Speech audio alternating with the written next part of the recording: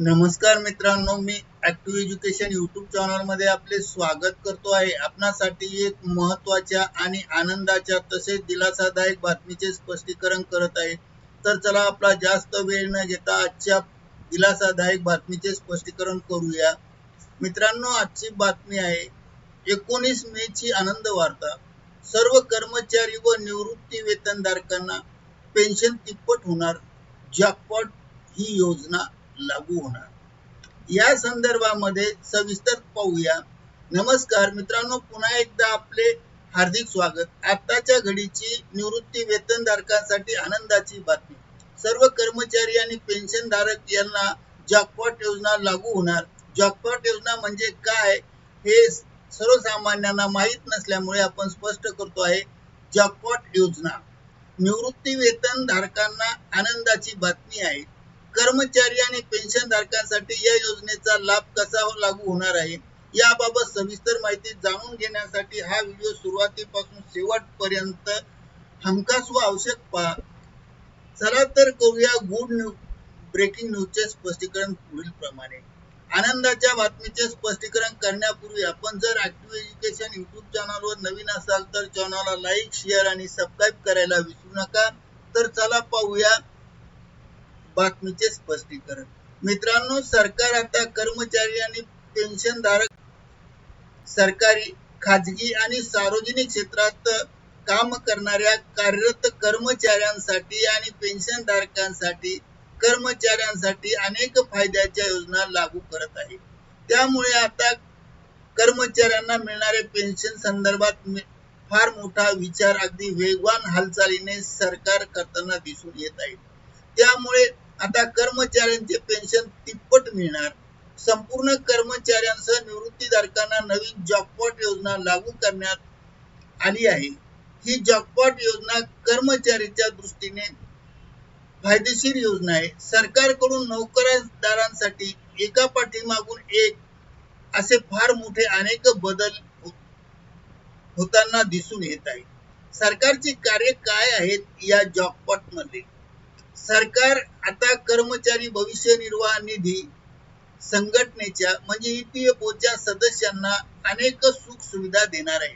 त्यामुळे पेन्शनधारकांना दिलासा मिळणार आहे।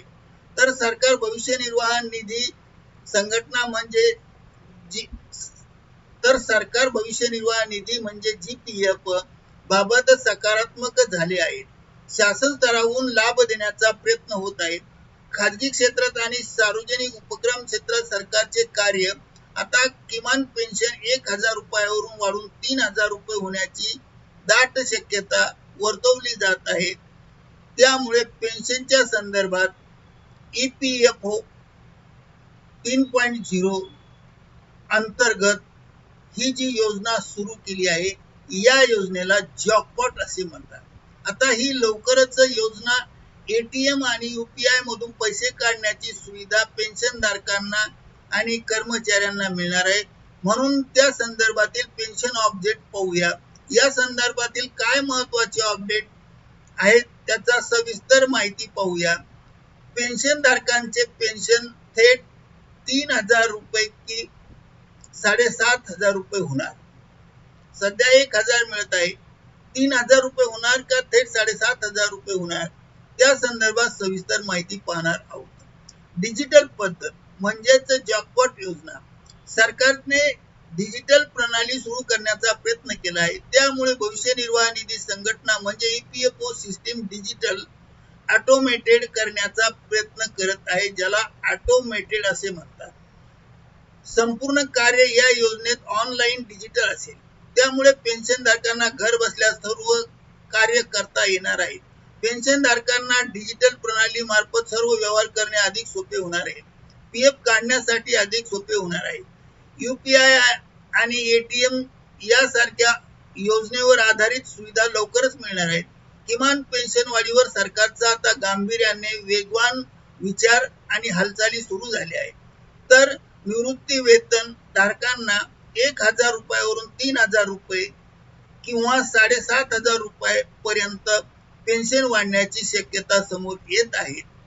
तसेच तज्ञ आणि मीडियाच्या माध्यमातून हे अपडेट समोर आले आहे। पण मात्र पेन्शन वाढीच्या संदर्भात अधिकृत अपडेट अजूनही EPFO कडून किंवा सरकारमार्फत समोर आले नाहीत.